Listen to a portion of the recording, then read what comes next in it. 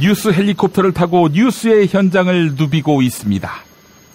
안철수 국민의당 후보가 버락 오바마 전 미국 대통령 연설문을 베꼈다는 논란이 확산되고 있습니다. 대선 후보 수락 연설 때 이 나라는 진보의 나라도 보수의 나라도 아닙니다. 국민의 나라입니다. 라고 했지요. 근데 이게 오바마 전 미국 대통령이 지난 2004년 민주당 전당대회에서 했던 연설과 문장 구조가 동일합니다. 미국은 진보의 나라도 보수의 나라도 아닙니다. 미국 국민의 나라입니다. 뭐 닮은 게 아니라 똑같네요. 안철수 후보, 오해를 피하는 차원에서 이렇게 문장을 구성했으면 어땠을까요? 이 나라는 노무현의 나라도 문재인의 나라도 아닙니다. 이렇게 말이지요.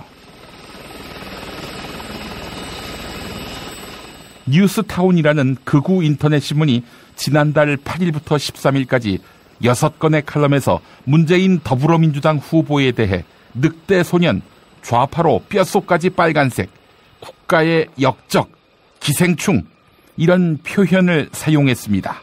선관위는 뉴스타운에 일주일 동안의 경고문 게재 조치를 내렸습니다. 객관성은커녕 글의 기본 품격도 없는 뉴스타운. 이름을 바꾸도록 강제할 방법은 없을까요? 뉴스타운이 아니라 뉴스 할렘가로 말이지요. 유승민 바른정당 대선 후보가 지난달 28일 후보로 선출된 이후 줄곧 영남권만 방문하며 보수 표심 잡기에 전력 투구하고 있습니다. 지지율 반등을 위해선 정치적 고향인 영남에서부터 돌파구를 찾겠다는 전략입니다. 이 노력의 결과인지 한국갤럽이 어제 발표한 여론조사에서 홍준표 후보를 영남에서 제쳤습니다. 이거 본인 노력뿐이었겠습니까? 열심히 막말을 일삼은 홍준표 후보 노력도 있었을 겁니다. 홍준표 후보에게 감사하셔야지요.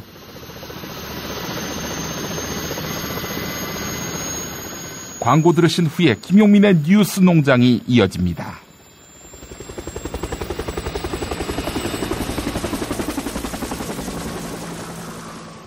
야, 근데 홍어가 진짜 그렇게 몸에 좋아? 아니 끝내준다니까. 근데 비싸지? 열나 싸고 열나 맛있는 홍어가 있다니까. 어디? 알싸한 홍어. 네이버 검색창에 알싸한 홍어를 검색하시고 1599-6456 전화 주문도 가능합니다. 노력한 만큼 내어주는 자연. 그 자연의 마음을 알기에 정성농장 홍삼. 검색창에서 정성농장 홍삼을 검색해주세요. 010-9754-6972. 다이어트 해야 하는데 좀 간단한 방법 없을까? 다이어트 전용 그린 스무디로 하루 한두 끼만 맛있게 바꿔 드시면 끝!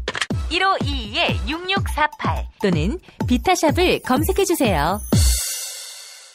허리가 아파요. 아랫배가 나와요. 골반이 바로 서야 건강도 아름다움도 바로 섭니다. 바디로직을 입으세요.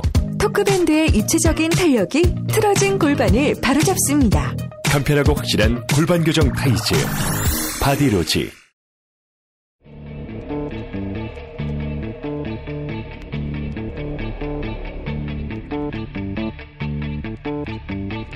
김용민의 뉴스 농장.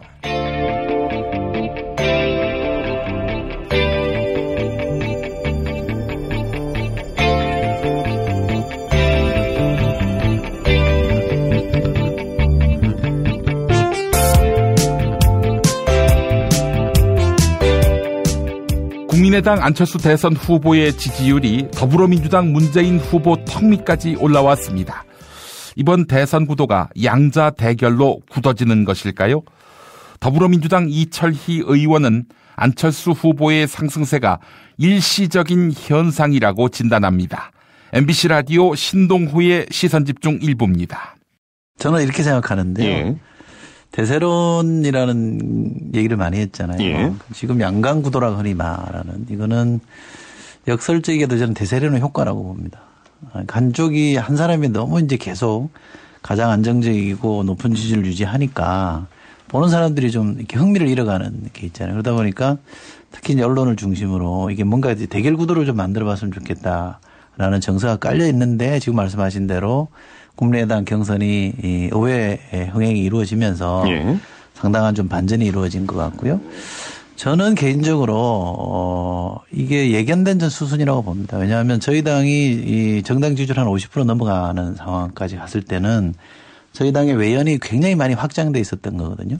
그러면 이 확장의 요인들이 사실은 뭐 안희정 지사의 힘이 바가 큰데 이 안희정 지사가 당내 경선에서 지고 나면 이분들이 약간의 허틀감을 가지는 건 당연하단 말이죠. 그러면 일시적으로 이탈하는 것도 저는 충분히 있을 수 있는 일이고 문제는 저희 당이나 문재인 후보가 저희 당을 지지했다가 심리적 허탈감 때문에 좀 빠져있는 이분들을 다시 어떻게 견인하느냐 흡수하느냐 이게 숙제인 것이지 결과적으로 다른 흐름 때문에 뭐 양강이다 아니다 이런 데도 저는 현혹될 일은 아니라고 보고요. 저는 개인적으로 이번 대선의 독립 변수는 문재인이지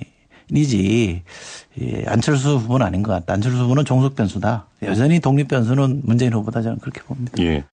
하지만 국민의당 김경진 의원은 문재인 후보의 대세론이 소멸된 것이다. 이렇게 분석했습니다. 국민의당이 최근 여론조사 결과에 너무 안주하고 있다. 이런 반론도 제기됐습니다. 자유한국당 이양수 의원이 그러한데요. 여기에 덧붙인 더불어민주당 이철희 의원 발언 계속 들으시겠습니다. 문재인 후보 대세론이라고 하는 것이 박근혜 대통령이 탄핵되기 이전 전후 또 구속되기 전후 이 시점까지 강했던 거예요. 보면 여전히 살아있는 또는 살아있는 것처럼 보이는 권력과 싸워야 될 어떤 강인한 거대 정당의 강인해 보이는 후보의 존재를 따르고 싶어하는 이 심리 때문에 이 대세론이 형성되어 왔는데 박근혜 대통령 탄핵 끝났고 그다음에 구속됐고 최근에는 아예 이제 뉴스 이슈 자체가 지금 안 되어 가는 상황으로 이렇게 변해가고 있거든요. 근데 그게 구속된 지 벌써 불과 지금 6, 7일 이것밖에 안 되는데 지금 국민들의 뇌리 속에서 이렇게 지워져 가고 있는 이런 상황이다 보니까 한 4개월 남짓 됐던 대세론이라는 것이 소멸되는 것도 순식간이다 이렇게 보고 있습니다. 근데 제가 한 말씀만 좀 보태면 안철수 후보도 지금 굉장히 기대를 너무 크게 갖고 있는 것 같아요. 왜냐하면 안철수 후보, 그러니까 우리가 선거를 할 때 중요한 것이 그 명분과 세력이거든요. 그러니까 시대 정신을 얼마나 담은 명분이 있어야 되는가 하는 거하고 그 다음에 얼마나 많은 세력을 확보했느냐. YS가 옛날에 정치는 머리로 하는 게 아니고 머리수로 하는 거다 그런 얘기도 했잖아요. 그런데 국민의당 같은 경우에는 지금 현재 국회의원 숫자가 굉장히 적어요. 그리고 전국의 각 그 시군별로 과연 다 지금 그러니까 당원협의회가 구성되어 있느냐 하면 또 그렇지 않거든요. 세력면에서 상당히 뒷받침하지 못하고 오히려 지금 공중전 위주의 전략만 활용하고 있기 때문에 이것이 선거일이 다가가면 다갈수록 조직표들이 힘을 내기 시작합니다. 그런 차원에서 지금의 그 여론조사에 너무 안주하는 것도 국민의당으로서는 잘하면 패착이 될 수 있다 이런 생각을 해봅니다. 근데 지금 여론조사가 안철수 후보가 이게 뭔가 좀 완전히 판이 달라졌다 이렇게 말할 정도인지에 대해서는 좀 회의적인 거고요.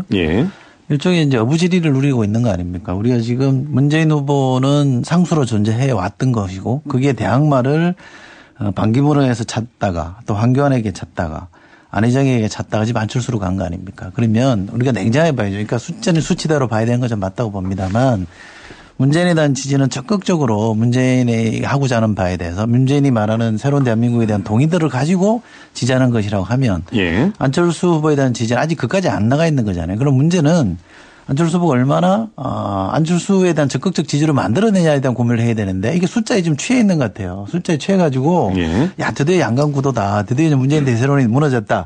이렇게만 접근하는 거는 알겠습니다. 흐름 자체를 쫓아가는 거거든요. 이렇게 하면 재개업에 비춰볼 때 제가 보기에 긍정적 결과는 안 나올 겁니다. 문재인 후보의 대세론이 끝났다는 주장 앞서 김경진 의원 발언을 통해서 들으셨는데요. 과거 친이명박계였던 정두원 전 새누리당 의원의 생각도 같습니다. 하지만 정청래 더불어민주당 전 의원은 동의하지 않습니다. 최근의 인위적인 여론조사 방식은 문제가 있다는 것인데요. CBS 라디오 김현정의 뉴스쇼 일부 들어보시죠. 이 두 분이 나오셨으니까 지금 대선판의 가장 큰 화두부터 우리가 풀어봐야죠. 과연 문재인 대세론이냐 안철수 대체론이냐. 이 얘기부터 시작을 해보겠습니다. 일단 짧게 답 주세요. 지금 대선판에 실제로 지각 변동이 있는 거냐 아니면 일종의 착시 현상이냐. 정두원 의원님, 있다 아니다 어느 쪽입니까? 있다죠. 있답니까? 정청래 의원님, 있다 아니다. 있기는 하지만 없다.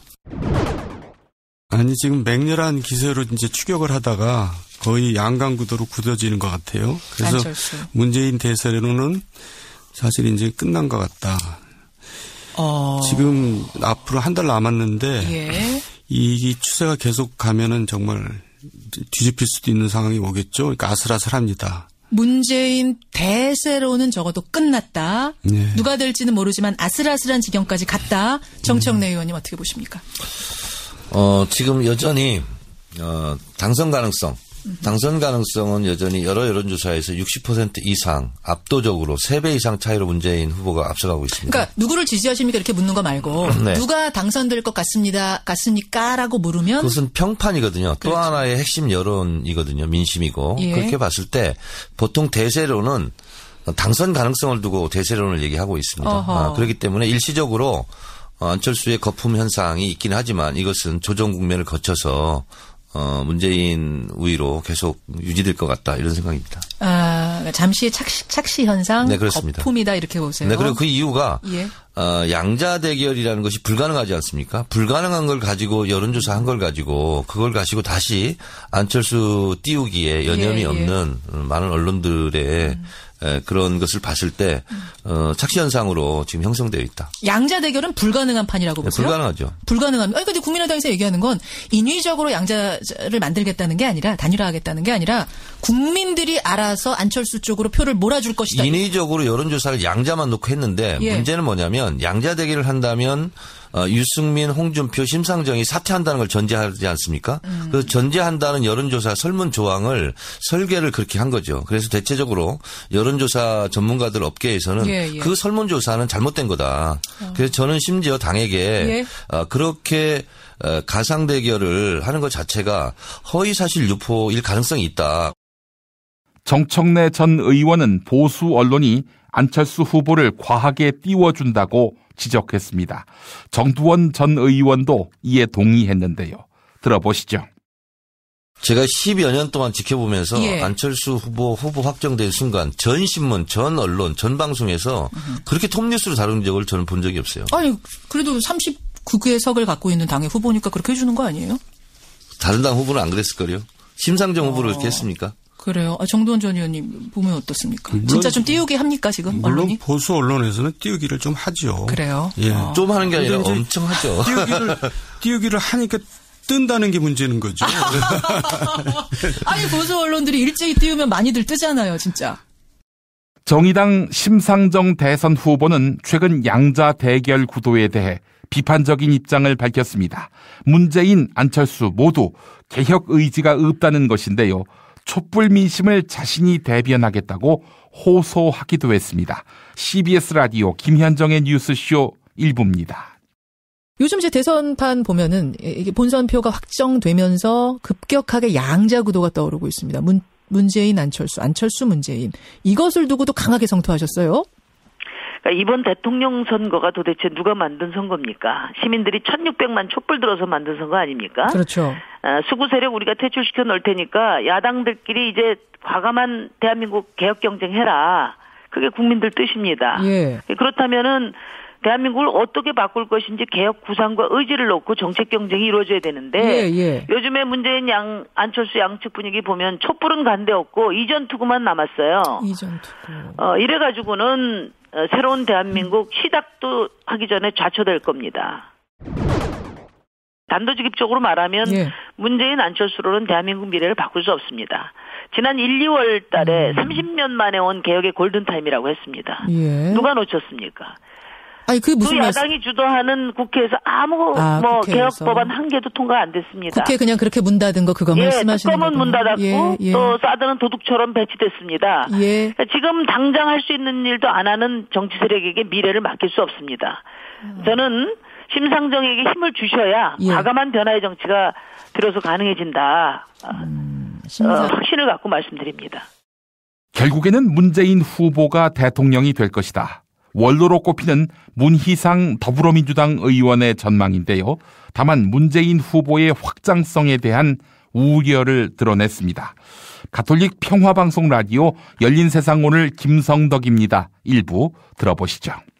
다자구도에서도 30%대로 이제 안철수 후보가 문재인 후보 턱밑까지 쫓아왔으니까요. 그러니까요. 네. 어느 후보든 결과적으로 맨 마지막 가서는 네. 51% 대 49% 싸움이 되니까요. 그것은 이번에도요. 예견하고 있어야죠. 문제는 그때 어떻게 되는 것이냐는데 지지율만 따진다 그러면 지금도 옛날에도 변함없이 1등은 문재인이죠. 근데 안희정, 이재명과의 지금 경선 과정에서 생긴 약간의 갈등이 그렇죠. 그 지금 현재 조정되는 국면으로 저는 생각하고 결국 지금의 시대 정신은 아까도 말씀드렸지만 적폐청산, 정권 교체, 국가 개조 이거는 변함이 없는 촛불 민심이거든요.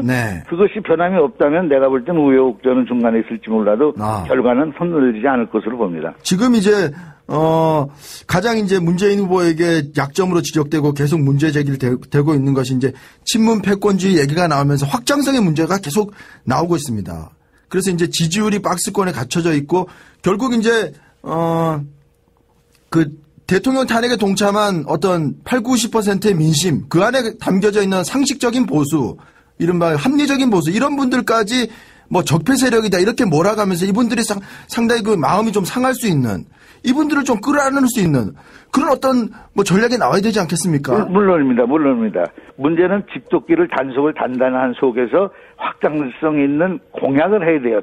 이것도 아니고 이것도 아닌 걸로 어정쩡한 안철수의 위치로 확장성이라는 건 의미가 없다고 생각하고 그런 생각은 똑같이 문재인이도 그런 정치공학적 논리에 빠져가지고 소홀히 했다가는 큰 코 다친다라는 생각을 전 하고 있습니다. 그렇군요. 정권 교체를 함께 염원하는 직원들로 똘똘 뭉친 판촉물회사 네피알로 삼행시 갑니다. 내가 아는 사업이나 행사를 PR하기 위한 알짜배기 판촉물 회사. 선물, 기념품, 답례품을 구하신다면 우리 편 회사 네피알을 찾아주세요. 3만 가지가 넘는 물품을 대기해 놓고 있습니다. 네피알로 인터넷 검색창에 입력하시거나 032-519-4800으로 연락주세요. 카카오톡 아이디는 네피알입니다. 팟캐스트 듣고 연락주시면 더 깎아드립니다. 현대인의 몸에 있는 독, 어떻게 치유할까요? 장봉근 아로니아는 자연에서 답을 찾았습니다. 아로니아라는 열매에 몸의 노화나 질병을 예방해주는 강력한 효과가 있습니다. 남녀노소 누구에게나 건강을 드리는 장봉근 아로니아. 폴란드산 야생 100% 아로니아를 국내 최초로 도입해 만들고 있습니다. 아로니아 안토시아닌이 혈관을 보호하고 혈관의 혈전을 억제시키는 효과가 있는 것으로 검색창에서 장봉근 아로니아를 찾으시고 전화 문의는 1522-1194로 하시면 됩니다. 안녕하십니까. 문재인입니다. 안녕하십니까. 안철수입니다.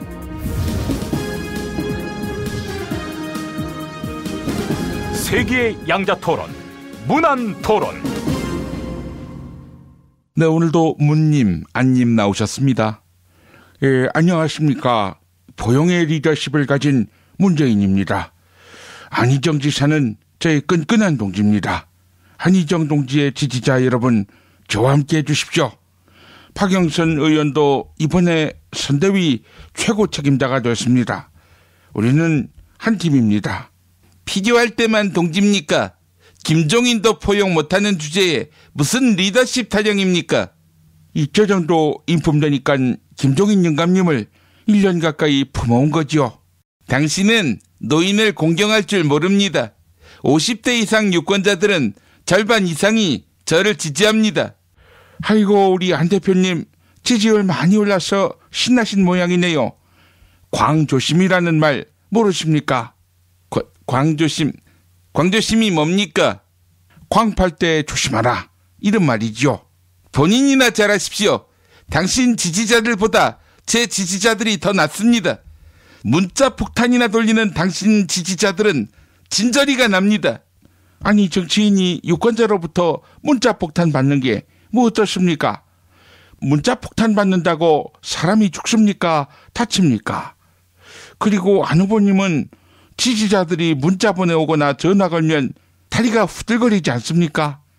당신 지지자는 오거리파 조폭이니까요. 월드컵하고 장례식장에서 패싸움 벌였던 그 사람들이 조폭인 줄 알고 제가 사진 촬영했습니까? 그리고 조폭은 국민 아닙니까? 저는 유권자라면 누구라도 존경합니다. 이번 대선에서 박근혜도 투표할 수 있다고 하는데 저는 박근혜 유권자도 존경합니다. 아이고, 존경을 하니까 사면도 하셔야겠네요. 신속하게. 그 혹시 사면위원회 만든다는 게 박근혜만을 위한 것이 아니라 오거리파를 위한 것이기도 했습니까? 문 후보님, 제 지지자들 범죄자 취급하지 마세요. 광신도인 당신 지지자들부터 단속하세요.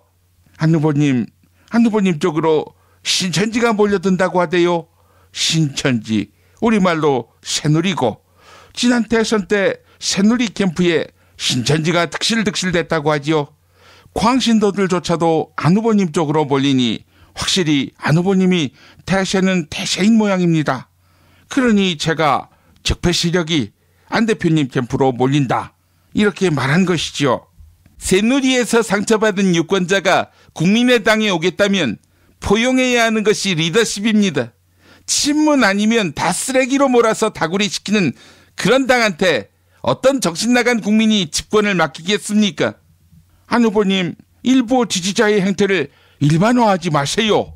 뭔 일부 지지자, 뭔 일반화.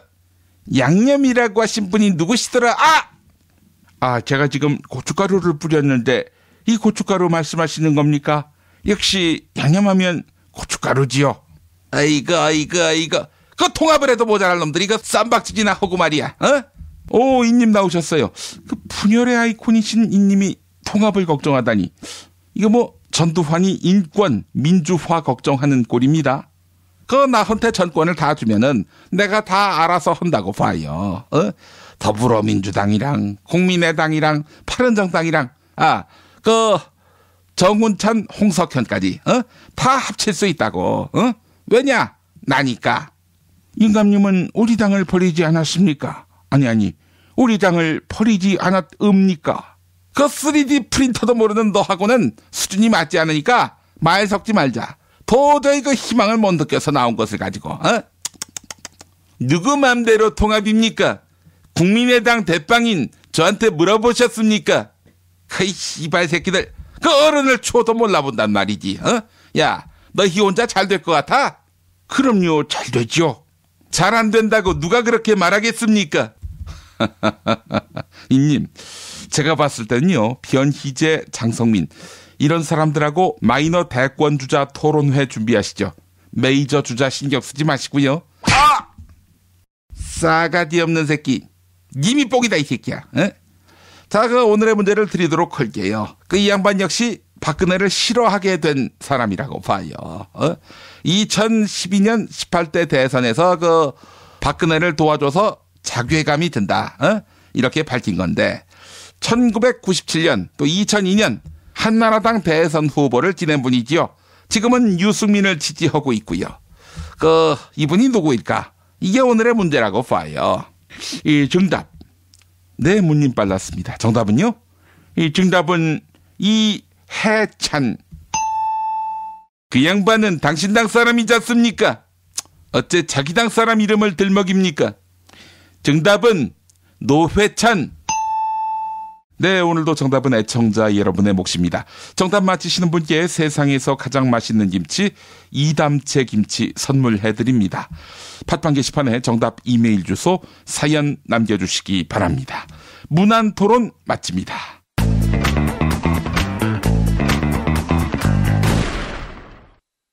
박근혜 왜 저러지? 문재인, 김무성, 안철수는 또 왜 저러지? 뉴스로는 알 수 없는 진짜 정치 현장 이야기. 한겨레 정치팀 기자들이 취재 수첩을 낱낱이 공개합니다. 본격 정치관찰 팟캐스트. 언니가 보고 있다. 팟빵에서 언니를 검색하세요. 한겨레 정치바와 함께하는 정치 한 건에 써. 한겨레 이승준 기자 연결하겠습니다. 이승준 기자님. 네, 안녕하세요. 예. 김태규 기자하고 방송할 때 매주 금요일에 한 꼭지는 그날 나온 한국갤럽 여론조사 결과입니다. 네네. 예. 한국갤럽 여론조사 결과가 언론사에서는 꽤 그 권위 있는 조사 결과로 평가받죠. 예, 아마도 여러 언론조사 기관이 있지만 갤럽 여론조사를 제일 좀 기준점으로 삼고요. 특히 대통령 지지율 같은 경우에 갤럽 여론조사를 많이 참고를 합니다. 예.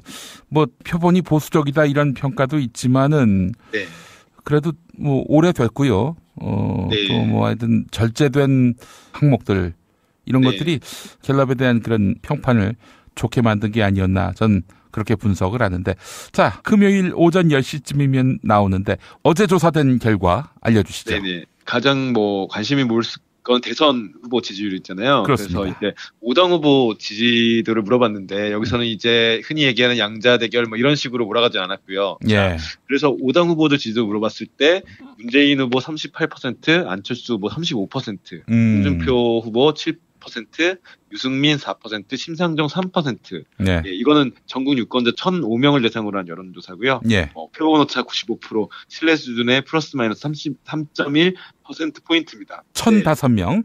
네. 예. 바짝 따라붙었네요. 그렇죠. 그리고 일주일 전에 갇힌 오자 가상구도 조사를 했었는데 이제 문 후보 같은 경우는 2%포인트 감소했고요. 안 후보 같은 경우 6%포인트 증가한 걸로 나타난 거죠. 지난주에 비해서? 네, 그렇습니다. 예. 이 결과를 보면서 느끼는 것이 양자 대결 구도를 상정해서 조사를 안 했잖아요. 네네. 예. 바로 이 점이 갤럽의 경쟁력입니다. 네, 그리고 예를 들어서 이 조사에 대해서 단서도 달아놨더라고요. 네. 안철수 후보 지지도는 이제 소속 정당 지지를 넘어섰는데 이 갤럽은 여기서 단서를 달아놓은 게 국민의당 지지층 외곽에 기반하는 것으로 다른 후보들에 비해서 좀 변동성이 있다라고 전제를 했는데 이건 어쨌든 양자 구도나 이런 상황에서 안철수 후보 지지도 좀 더 받는 게 아닌가 이런 거에 대한 단서를 약간 달아놓긴 했네요. 네.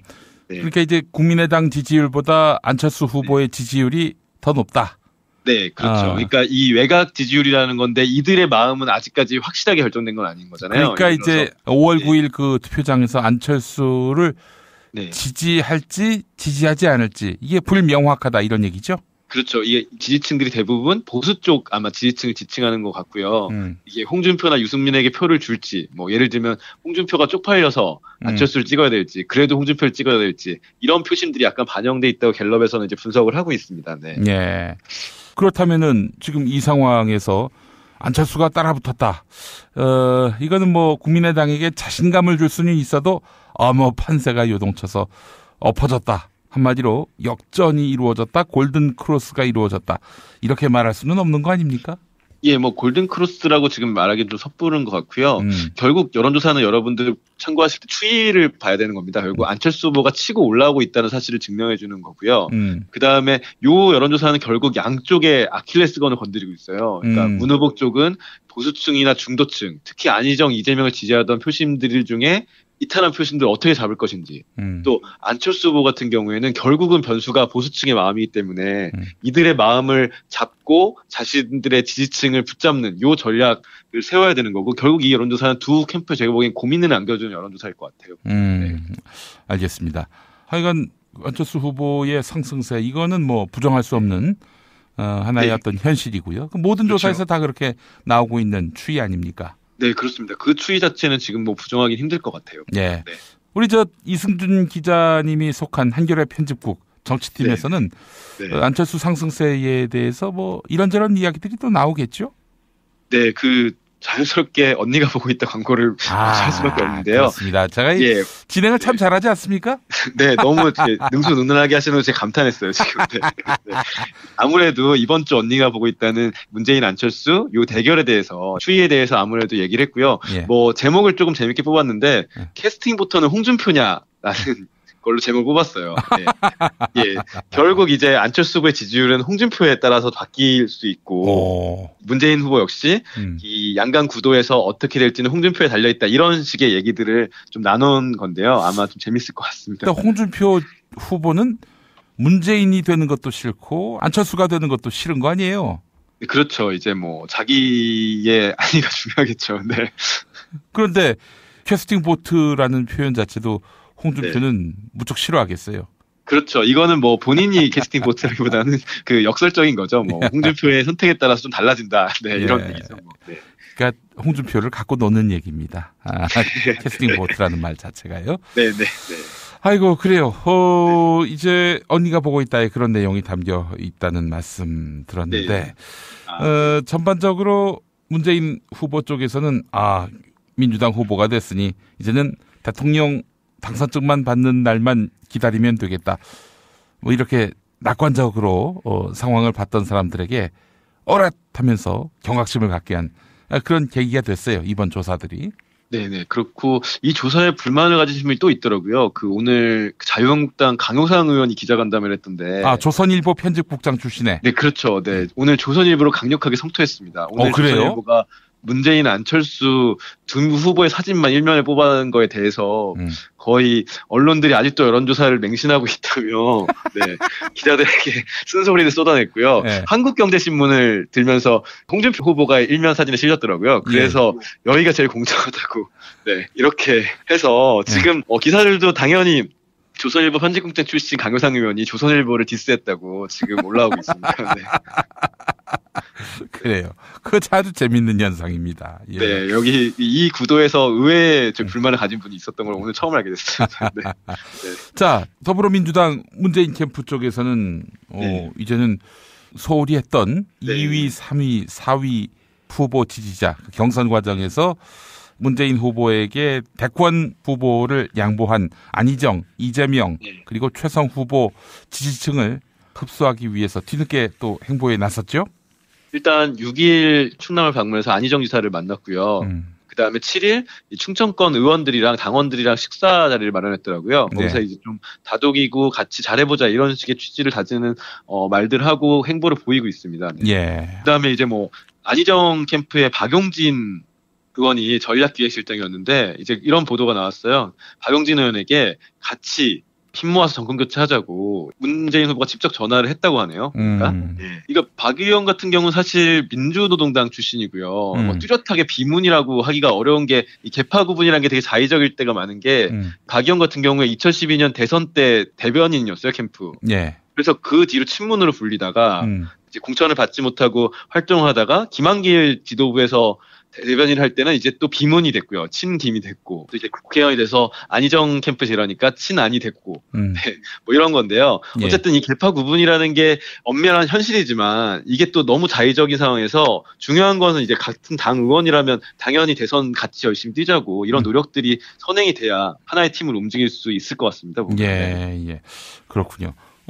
안희정 지사는 어떻게 반응을 했습니까? 네, 뭐 안희정 지사 같은 경우야 뭐 당연히 파답을 했고요. 7일 오후에 이제 선대위 발표가 있었는데요. 공동 선대위에 박영선 의원이랑 이종걸 의원이 포함됐다는 얘기가 나왔는데 이제 박영선 의원 같은 경우는 안희정 쪽을 지지했잖아요. 그리고 문자 폭탄에 대해서 불쾌함을 표출하면서 뭐 탈당설까지 보도가 나왔었는데, 그랬죠. 예. 네, 탈당은 사실 무근이라고 하고 공동선대위장에 이름을 올렸습니다. 그리고 이종걸 후보 같은 경우도 어쨌든 비주류의 수장처럼 어느 순간 돼버렸는데, 예. 어쨌든 이름을 올리면서 일단 겉으로는 봉합하고 이제 같이 움직이는 모양새로 흘러갈 것 같습니다. 예. 그러면 박영선 의원은 탈당하지 않는다. 의원실에서 공식적으로 자료도 냈고요. 트위터에 현재 도는 탈당설은 사실이 아닙니다라고. 아니 고민은 많이 했겠지.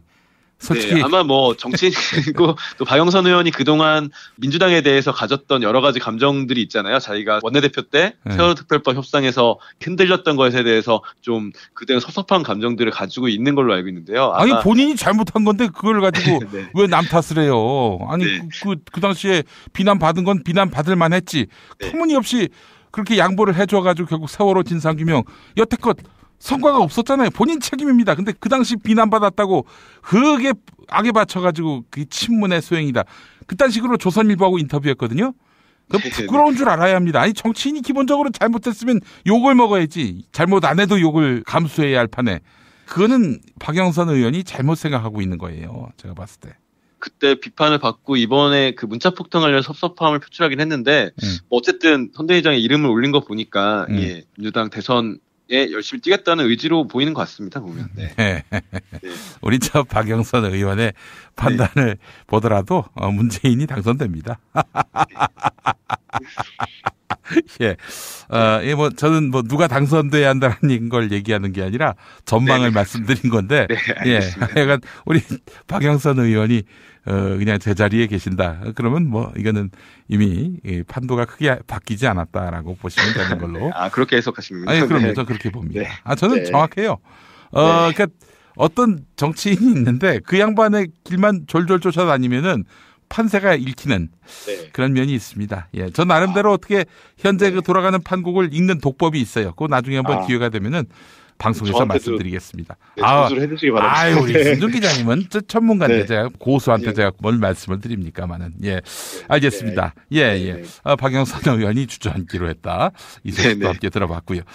지금 보도를 또 보니까 말이죠. 네거티브 공방이 지금 너무 강해지고 있죠. 네. 그러니까 저는 제 독법 중에 하나가 1, 2위 간에 붙었다? 그럼 진짜 1, 2위 사이에 어떤 그런 간극이 좁혀졌다. 이렇게 저는 보고 있는데요. 네, 아무래도 네거티브는 이제 정말 접전을 치를 때 이제 정치인들이 결국은 아끼려다가 하면 안 된다고 고민하다가 결국 쓰게 되는 카드가 되는데요. 예. 네. 지금 나오는 논쟁들은 뭐 언론이 제기한 측면도 있고요. 또 양 캠프에서 그 언론의 제기들을 받아서 지금 날선 공격을 하고 있는데요. 지금 이제 그 네거티브의 특징들을 보면 이게 네거티브에도 저도 급이 있어야 된다 생각이 드는데 과거에 한 번씩 언급됐던 것들 지금 재탕이 많이 이루어지고 있어요. 예. 네. 물론 뭐 그 조폭 동원 논란이나 이런 게 지금 인터넷에서 이슈화 되는 것도 있지만 문 후보 쪽에 사돈 음주운전 은폐 논란이나 아니면은 뭐 안 후보 쪽에 교수 특혜 의혹. 물론 교수 특혜 의혹이나 석연치 않은 부분들이 조금씩 보이는데 이건 2012년 대선에서 새누리당이 엄청나게 공격했던 사안들이거든요. 그 전에. 그렇죠. 근데 그때 어느 정도 해명이 되거나 아니면 석연치 않고 문제가 있다고 정리가 된 문제들이 지금 다시 튀어나오고 있긴 하거든요. 그래서 일부는 뭐 밝혀야 되고 해명해야 될 부분도 있지만 이렇게 과도하게 갈 경우에는 문이나 아니나 똑같은 기성 정치인의 행태를 다습하고 있다고 국민들이 볼 수가 있잖아요. 문 후보나 안 후보에게. 결국은 뭐 보수 쪽에서 웃음을 짓고 있다는 얘기까지 지금 나오고 있습니다. 보면. 네. 그래요. 아니 뭐 아직 규명되지 못한 그런 의혹들도 있기 때문에 뭐 저는 지나간 의혹이라도 뭐 명쾌하게 CCBB가 가려지지 않았다면 그 대상이 누구라도 대선 말고는 기회가 없어요. 대선 전에 검증하지 않으면 대선 이후에 뭐 검증이 가능합니까? 맞습니다. 대선 전에 예를 들어 박근혜 대통령도 검증이 제대로 됐다면 지금과 좀 다를 수도 있었겠죠. 네. 그래서 이제 우리 애청자분들 중에 그런 분은 없지만 내가 지지하는 후보에 대한 그 검증이 너무 날선다, 심하다, 뭐 우호적으로 이렇게 접근하지 않는다고 해서 섭섭해하실 필요는 없을 것 같아요. 네, 이렇게 검증을 자체가 나중에 어쨌든 그 정권이 더 잘 해나가는데 바탕이 될 거라고 보고요. 예. 물론 너무 시시콜콜한 너무 옛날에 나왔던 재탕하고 그걸 감정 싸움으로 가는 건 좀 지양해야 할 것 같습니다. 예. 알겠습니다.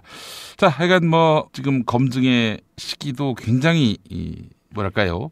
시간이 많이 없습니다. 검증의 시간이 많이 없는 상황에서 이게 후다닥 대선이 치러지면은 또 우리가 보지 못했던 실망스러운 부분들 이걸 놓치고 가게 된다면 어떤 일이 벌어질지 하여튼 국민들에게 별 도움이 안 될 그런 상황이 발생할 수 있기 때문에 뭐 꼭 무슨 과거의 단점이라든지 과거에 또 흠결이 있었다 하더라도 국민들이 다 알고 새 정부가 출범하는 것과 아무것도 모르고 출범하는 것은 하늘과 땅 차이거든요. 네, 그렇죠. 하여튼 대선까지 우리가 뽑는 지도자가 최상인지 또는 차악인지 한번 따져보고 우리가 대선에 임했으면 좋겠다는 생각이 듭니다. 네. 자, 이승준 기자님 한 주 동안 고생하셨고요. 요즘 그러면 어떻게 되는 겁니까? 그 더 정치하고 언니가 보고 있다를 직접 제작하시는 거예요?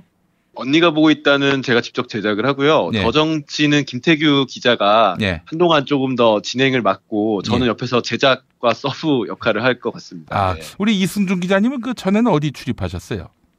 저는 총선 전까지 국회를 출입했었고요. 총선 이후에 경찰청을 출입하다가 육아휴직을 잠시 썼다가 이번에 복귀하면서 정치바를 맡겠습니다. 그러셨군요. 그 국회 출입하실 땐 어느 당 출입하셨어요? 저 야당 출입했습니다. 2013년부터 총선 전까지. 아이고, 그러면 뭐 새정치민주연합 그리고 더불어민주당 분당되는 과정도 지켜보셨을 테고요. 예, 지켜봤고, 뭐, 기자들이 흔히 쓰는 용어인 뻗치기라고 분당되는 과정에서 어디 집 앞에서 뻗쳐 있고, 뭐, 이런 것들 많이 했습니다. 네. 예. 네. 기자로서 문재인 안철수 놓고 봤을 때 저 사람은 참 소통이 안 된다라는 그런 지도자가 있었습니까? 제가 뭐 다른 얘기를 좀 해야 될 것 같은데요. 예. 저는 이제 우리 정치권이 너무 거인의 시대에 좀 매여있다는 생각이 들어요. 과거에 김영삼, 김대중, 이런 거인들, 또 노무현 대통령까지요. 어떻게 보면 정치적으로도 훌륭하고 여러 가지 옛날식의 보수 정치를 했던 분들의 시대는 이제 갔잖아요. 저는 이제 문이나 안 두 후보 같은 경우에는 그 잣대에서 벗어나서 이제 지금의 시대 기준으로 봐야 될 것 같고. 소통 역시 그 두 분은 기본적인 소통 능력을 저는 갖추고 있다고 봅니다. 그거를 이제 어떻게 정치력을 풀어내야 될지 숙제인데 이게 지금 많이 제기되는 비판들이 정치력이 없다. 맞는 얘기지만 또 새로운 소통가 지도자의 역할, 리더십을 구축할 수도 있는 거니까요. 그런 점에서 두 사람을 좀 비판을 하거나 했으면 좋겠다는 생각을 합니다. 기본적인 소통 능력은 있긴 한데 그 새 시대에 걸맞는 어떤 거인의 시대가 가버린 또 직접 민주주의 이야기가 나올 정도로 시민들의 정치의식이 높아진 상황에서 지도자가 어떤 포지션을 찾아야 하는지 이거에 대해서 고민하는 두 사람의 지도자다 이런 얘기입니까? 네, 그렇기도 하고 그 두 분의 이제 단점을 얘기를 드릴 수 있는데요. 변호사와 기업인 출신이라는 게 약간의 단점을 제가 보일 때가 있습니다. 그래요? 어떤 점에서? 변호사는 일단 옳고 그름이 분명해야 되는 거잖아요. 법리적으로 이게 맞다 안 맞다. 근데 이제 문 후보 같은 경우는 그게 되게 뚜렷하시죠. 이게 강점이자 어떨 때는 정치에선 단점이 될 수도 있는데 옳고 그름이 뚜렷하신 게 저는 강점이자 단점이라고 생각하고 또 기업인 안철수로서는 열린 사고나 혁신해야겠다는 생각도 되게 강하고 이게 장점인데 반면 기업이라는 거는 약간 소통 과정을 조금 더 컴팩트하고 효율적으로 해야지 기업이 굴러가잖아요. 그래서 실제로 초반에 안 후보가 처음에 정치권 들어왔을 때 그 소통 과정, 자기를 지지하는 사람들과의 결정 과정에서 약간 잡음이나 한계를 노출할 때가 있었거든요. 근데 이 두 분 같은 경우 이번 대선을 봤을 때는 과거 자기의 단점들을 조금씩 없애고 제가 평가할 수는 없죠. 성장했다는 모습을 보이긴 하는 게 아무래도 문 후보 같은 경우도 유머도 좀 더 늘었고 그리고 안 후보 같은 경우도 좀 더 정치인으로서의 모습을 보이고 있죠. 좀 더 능글맞아지기도 했고 과거에는 이 두 분이 약간 그런 것들이 단점으로 보는데 지금은 좀 많이 없어진 것 같아요. 지금 보면. 근데 CCBB는 카레지 누가 상대적으로 더 옥인지 어느 하나가 옥이고 어느 하나가 석이라고 말할 수 없다면 이 사람이 좀 더 옥이 아니겠는가 하는 그런 판단을 우리 이승준 기자님께 듣고 싶은데 한 열흘 전쯤 말씀해 주실 수 있겠어요? 이번에는 이분이 옥입니다. 라고 말이죠. 저는 대선 다음 날 말씀드리겠습니다. 아니 1945년 8월 16일부터 독립운동에 나서는 거죠. 그거는. 일단 제가 어쨌든 대선 전에는 객관성이나 뭐 중립성이나 논란의 여지 있지만 최대한 지키도록 노력해 보고요. 대선 다음 날 되신 분의 장점을 제가 적극 칭송하는 방송을 그러면 안 되고 여러분 잘못 뽑으셨습니다. 혹은 여러분 잘 뽑으셨습니다. 이렇게 하셔야지. 알겠습니다. 알겠습니다. 자, 이승준 기자님 오늘 말씀 잘 들었습니다. 네, 감사합니다.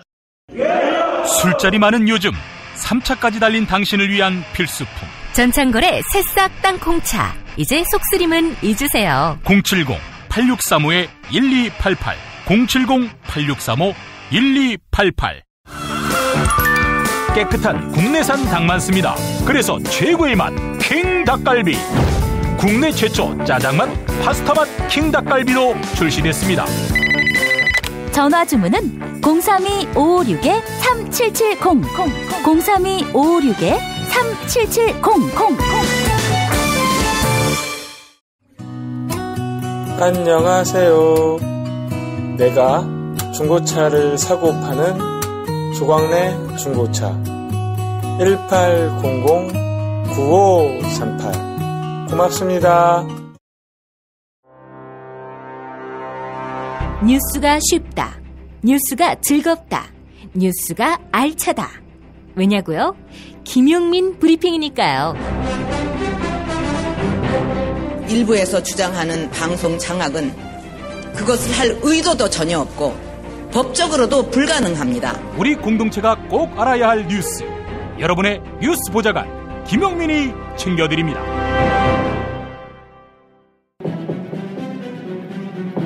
대한민국 대청소.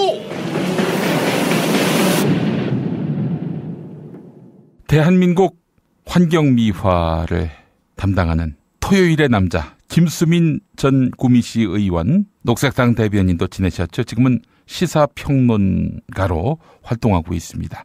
자, 우리 김수민 평론가님 나와 계시죠? 네, 김용민의 시간이 가고 우리 모두의 시간이 왔습니다. 김수민입니다. 우리 모두의 시간이라면 나도 거기 속해야지. 에? 그렇지 않아요? 아, 글쎄요. 그 박근혜 씨가 예. 해경을 해체할 때 유진용 장관이 왜 국무위원들 말도 안 들어보고 하냐 이렇게 항의를 하니까 예. 그러면 내가 대한민국 국민 모두한테 물어봐야 되냐? 예, 이렇게 얘기를 했다 그러더라고요. 그래요. 예, 그 말인즉슨 박근혜 씨는 대한민국 국민이 아니라는 얘기입니다. 아, 그러네요. 보니까. 예, 자기 자신은 아니라는 거고 사람들이 많이 착각했지만 박근혜는 대한민국과 자신을 일치시킨 사람이 아니라 1대1로 놓고 타자였던 것이죠, 서로 간에.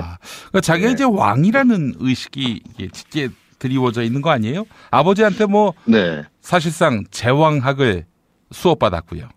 저는 왕만도 못하다. 아, 왕만도 못하다. 아. 예, 그냥 밖에 있는 사람이었다. 네, 한국을 무대로 해서 한번 놀고 내려갈 생각이었다는 생각이 들고요. 예. 그런 의미에서 김용민의 시간을 계속 강조해왔던 김용민 PD도 정치자를 남으로 돌리지 마시기 바라겠습니다. 아, 예. 그럼 알겠습니다. 예, 예. 아이고, 참, 저희 진보 좌파의 속성 중에 가장 큰 문제가 뭐냐면은, 하여간 뭐, 누가 조금 잘 나가면 다 그 문화 권력으로 뒤집어 씌워요. 응? 저도 이제 문화 권력자로 매도를 당한 적이 있었는데, 아니, 뭐, 권력자가 전 뭐 나쁘진 않다고 보는데, 권력자라고 평가받는 것도. 그런데, 뭐, 쥐뿔도 없는 건데 권력자라고 이제 매도당하니까, 아유, 화가 나는 거예요. 그러니까 뭐라도 좀 내가 뭐 휘두를 만한 뭐 칼이라든지 뭐 돈이라든지 이런 게 있으면은 뭐 억울하지라도 않을 텐데, 뭐 쥐뿔도 없는데 그냥 권력자라고 그러면서 저 사람 경계해야 한다. 저 사람이 이제 패권을 행사할 수 있다. 이런 식으로 나오는 건 대단히 잘못됐다. 예, 그 말씀하신 건 정확한 얘기인 것 같고요. 근데 진보 좌파 진영에 문제가 하나 더 있습니다. 뭡니까? 남이 쓴 소리를 할 때 좀 듣는 그런 게 없어요. 네. 왜 그러냐면은 쓴 소리를 할 때 어떤 순수한 취지에서 쓴 소리를 하는 게 아닌 줄 알기 때문에. 아니죠. 그리고 그렇게 사람을 의심을 자꾸 하면 안 좋은 건데 설령 그렇다 치더라도 저 인간이 나를 물어뜯으려고 하는 얘기지만 그래도 그 안에서 뭔가 내가 찾을 수 있고 배울 수 있는 게 있다. 이런 열린 마음가짐이 필요한 거 아니겠습니까? 아, 우리 김수민 씨가 문화 권력이 한번 돼봐야 내 말을 이해할 수 있을 것 같습니다. 그럼 저를 빨리 문화 권력으로 제가 빨리 발돋움 해야겠네요. 네가 노력해야 돼. 네, 뭐 제가 나중에 되고 나서 내가 돼 보니까 이해가 갑니다라고 찾아뵐 날이 또 오겠죠. 그럴 날이 올 겁니다. 예, 예. 자, 알겠습니다. 우리 요즘 페이스북 보니까 말이죠. 우리 김수민 의원께서 대선 관련해서 하고 싶은 말씀이 참 많은 것 같더라고. 하고 싶은 말이 많은 게 아니고 제가 요즘에 머리가 좀 예전에 돌던 거하고 다르게 돌더라고요. 그래서 페이스북 친구분들께서 요즘 쓰는 글을 도저히 할 수 없다. 이런 분이 있고 어떤 분은 무슨 얘기인지 다 알아듣겠다라는 분이 있어요. 네, 근데 제가 지난주에 박근혜가 구속되고 난 다음에 마음이 편치 않다라는 그런 생각을 했었다고 말씀을 드렸습니다. 그때부터 제 안에서 갑자기 혁명이 시작이 돼가지고 네, 만약에 제가 박근혜가 잡혀갈 때 그걸 보고 기분이 좋았으면은 이러진 않았을 텐데 예, 뭔가 마음이 불편하고 내가 저 자리에 있는 듯한 느낌이 잠깐 들었었어요. 야, 이제는 뭐 권력을 한 번도 누려보지 않더니 이제는 환상 속의 권력을 누려보셨구만. 아니죠. 내가 저 자리에 있다면. 그 자리는 권력의 자리가 아니라 권력이 퇴락한 자리이기 때문에 물론 제가 뭐 그런 권력에 갈 일은 없겠지만 만약에 가게 됐는데 저렇게 인생이 쫑이 나면 쫑이 났다고 하기는 좀 그렇고 하여튼 하나의 국면이 쫑이 난 거죠. 얼마나 비참할까. 근데 저 사람은 비참한 걸 알까 본인이. 예, 모르는 것 같아서 제가 더 그랬던 것 같고. 이게 한 개인에 대해서 뭐 하여간 박근혜라 할지라도 이렇게 연민의 정을 갖는 걸 보니까 역시 우리 김수민 전 의원은 휴머니스트입니다. 예. 저는 휴머니스트가 아니고 저는 스스로 승부사라고 생각했습니다. 승부사가. 야, 그러니까 이제 상대방이 졌기 때문에 진 거를 더 밟진 않는다. 우리 시사평론계에 심심하면은 뭐 신진 인사를 수원쯤에서 밟아주겠다. 이렇게 얘기하는 사람과는 제가 좀 달라야 되기 때문에. 요즘 대선철을 맞아서 여기저기서 이렇게 기어오르더라고. 이거 안 되겠어요. 이제 용역을 써야 되겠어. 나 혼자 하기가 좀 너무 힘든 것 같아. 용역을 써서 하나하나 아주 잘근잘근 밟아줘야 되겠다라는. 그렇게 용역을 쓰시면 저희 쪽에서는 뭐 옛날에 잘 나갔던 5월대라든가 이런 걸 조직해서 저항할 수밖에 없는. 이렇게 함으로써 이제 아주 폭력적인 상황이 되는 것이죠. 그러면 저는 전주의 조폭을 부르는 수밖에 없습니다. 그러면 저는 구미의 조폭을 부르는 수밖에 없습니다. 이렇게 끝없는 적대적 상생관계로 가면 안 됩니다. 그리고 저희가 둘이 싸우는 척하면서 사실은 다른 시사평론가들을 다 밟고 있는 것일 수도 있거든요. 그렇지. 이게 사실 이걸 얘기를 해버렸네. 이거는 편집해 주세요. 이걸 얘기를 해버렸네. 이게 둘이 싸우면서 점점 이 둘의 판으로 파일을 키워가는 거야 이게. 그렇습니다. 고마워해야 된다고 당신은 나한테. 저는 속으로는 고마워하는데 고맙다는 얘기는 안 합니다. 속으로는 진심으로 고마워하고 있습니다. 알겠습니다. 여러분 우리 김수민 씨 많이 사용해 주시고 구매해 주시기 바라겠습니다. 근데 이제 뭐 시장이 뭐 방송사밖에 없어서 말이죠. 돈 나올 때가. 그리고 우리 김수민 평론가가 이제 새로운 시대에 또 새로운 평론으로 여러분들 앞에서 이제 시장의 어떤 포식자가 될 가능성이 대단히 높아요. 그래서 제가 한번 문화 권력으로 만들어 버리겠습니다. 그래서 저도 한번 갑자기 겁이 납니다. 확실하게 밟아버리겠습니다. 그거는 진짜. 더 크게 만들어서 밟아버리겠다. 그렇지. 지금은, 대단하십니다. 지금은 보이지가 않아. 이 지렁이도 안 보일 정도인데 지렁이처럼 안 보이는 지경이야. 그런데 좀 키워서 아주 밟을 때 이제 식감이 있듯이 이제 족감을 제가 한번 느껴보도록 하겠습니다. 혹시 비 올 때 밖에 돌아다니시나요? 비 올 때? 그러기도 하죠. 좀 겁나네요. 비 올 때 지렁이가 밖으로 나가는데. 글쎄 말이에요. 제가 평소에는 땅 속을 기어다니면서 땅을 숨을 쉬도록 하고 비 올 때는 김용민 PD 발에 안 밟히도록 기도를 하겠습니다. 시사평론계의 지렁이 우리 김수민 평론가. 오늘 대선 얘기입니까? 아닙니다. 오늘 대선 얘기는 아닌데 근데 김 PD님하고 좀 손발이 맞다는 생각이 드는 게 이게 얻어 걸린 건지 맞아 떨어진지 모르겠지만 제가 이제 오늘 좀 한반도 평화 근데 한반도 평화는 대주제고 이제 좁은 키워드로 사드 얘기를 좀 해볼까 해요. 좋습니다. 아니 그거 어떻게 되는 거예요? 그 사드가 들어왔어요? 지금 뭐 계속 국방부에서 밀어붙이고 있는 상황이니까요. 근데 이게 참 애매한 게 저는 아직도 모르겠어요. 진짜로 하려고 하는 건지. 권력자들의 속성을 잘 알 수가 없고 지금 대선 주자분들도 하나둘씩 이렇게 사드 찬성 쪽으로 기울어지시고 계시잖아요. 아마도 심상정 후보 정도 빼고는 다 기웃하셨습니다. 그러니까 이재명 시장도 이제 지지율 2위 시절 때 사드가 좀 맞기 힘들기 때문에 뭐 시험 배치해보고 그 다음에 어떻게 하자라는 약간 유연한 전략 비슷한 것을 제시를 하신 적이 있거든요. 그랬다가 다시 안 된다라고 한번 선회를 하셨고요. 3위로 내려갔을 때. 그게 그렇게 되는 건가요? 그래 보였어요, 저도. 그리고 이제 뭐 안철수도 그렇고 문재인도 그렇고. 그리고 근데 저는 그분들이 속마음은 어떤지 잘 모르겠어요. 그래서 이게 보니까 제가 이라크 파병 때 정치인들 보면서 느꼈던 건데 어떤 정치인은 속으로는 파병 되기를 바라면서 겉으로 반대하는 사람이 있고 어떤 정치인은 거꾸로인 사람이 있고 어떤 정치인은 고지고대로 하는 사람이 있고 그런 것 같더라고요. 그게 참 저는 그때는 참 신물이 날 정도로 정치 혐오가 생길 뻔했었는데 곰곰이 생각해보니까 그럴 수도 있겠다. 사람이 살다 보면은 하고 싶은 얘기를 돌려서 말하거나 거꾸로 얘기할 때도 있고 직설적으로 얘기할 때도 있고 그리고 그 속에서 사람들을 속일 때도 있고 뭐 그런 것 같아요.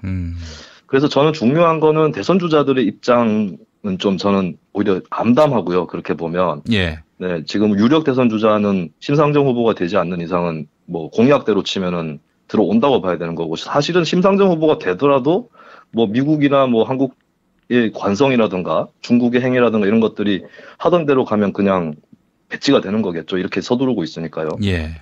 저는 이제 그걸 떠나서 우리 시민들이 어떤 전략으로 가야 될 것이냐. 우리 청취자분들은 다 반대를 하시는 분들이 많으니까 뭐 반대의 이유보다는 어떻게 해야 이걸 막아낼 수 있고 또 한국 사회를 장기적으로 어떻게 바꿔나가야 되고 판을 어떻게 짜야 되느냐. 뭐 제가 거기까지 많은 걸 얘기할 수 있을지 모르겠지만 한번 얘기를 해보도록 하겠습니다. 일단 문제를 푸는 데 있어서 가장 중요한 거는 사실을 있는 그대로 보는 것이 가장 맞다고 생각을 하는데 제가 페이스북이나 뭐 이런 데서 보니까 사드 배치에 찬성하는 대선 주자들을 규탄하면서 촛불을 어떻게 해서 켜가지고 여기까지 왔는데 사드를 배치하려고 하냐 이런 말씀들을 하시더라고요. 예. 근데 그분의 입장에서는 그 말씀이 맞는데 저는 이 촛불이 소위 얘기하는 진보 좌파 운동권의 집회에서 확장된 것은 아니다라고 생각합니다. 아, 그래요?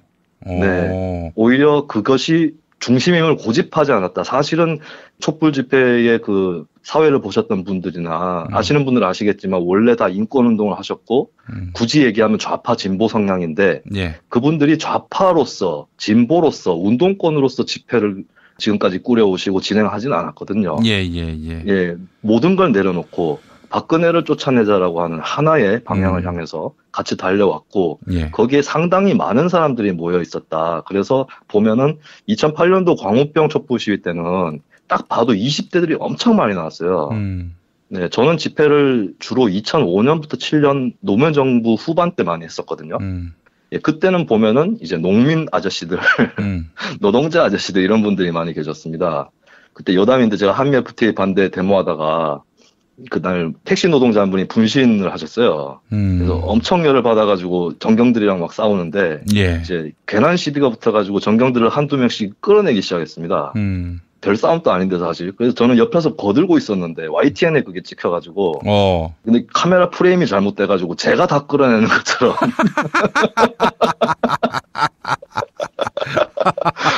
네, 그 집회 시위법이 그게 공소시효가 몇 년이죠? 내가 지금 얘기해도 되나 이거? 당신이 알지 난 그런 거 상관없는 삶을 살아왔어요. 예.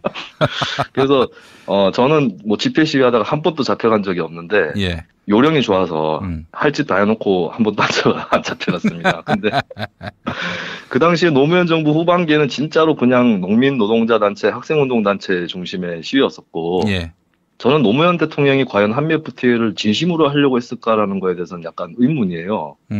네, 나중에 보면은 협정 체결은 해놓고 국회 통과는 안 했고 결국에 이명박이 뒤에 와서 해버리는 그리고 야당에서는 또 반대했고 그런 걸 보면은 노무현 대통령이 이걸 진짜로 해야겠다고 생각하신 건 아닌 것 같은데 예. 근데 문제는 진보 좌파 운동이 이거를 거대한 물결로 만들지 못했기 때문에 노무현이 던진 수를 제대로 받고 극복하지 못했었다는 거죠. 근데 2008년 촛불 시위를 보면은 전에 보지 못했던 젊은 층과 또 특히 여성층 이런 분들이 되게 많이 나온 모습을 볼 수 있었는데 참 이게 1, 2, 3단계가 중요한 게 3단계에서 올해 촛불 시위, 작년 말에 촛불 시위에서 저는 나이 드신 분들이 그렇게 많이 나온 촛불 시위는 처음 봤어요. 그리고 겉으로 보기에는 박사모 같이 생긴 것 같기도 한데 예, 옛날에는 보면은 진보 쪽하고 보수 쪽하고 저는 생긴 것만 봐도 어디가 진보고 보수인지 알 수 있었거든요. 네, 근데 이제는 분간이 안 가는 거예요. 그리고 박사모 집회도 제가 지나가다 봤는데 저 사람은 촛불 시민같이 생겼는데 제가 그런 느낌이 들더라고요. 아마 정경들이 그걸 잘 알았을 겁니다. 동시에 집회를 하면은 몇 번 출근으로 나가면 태극기고 몇 번 출근하면 촛불입니다 이렇게 하거든요. 그러면 이제 촛불 집회도 태극기 들고 나오시는 분이 있으니까 그러면은 정경들이 태극기 집회에 가는 사람인 줄 알고 몇 분 출구라고 얘기하면 난 촛불이야 촛불. 네.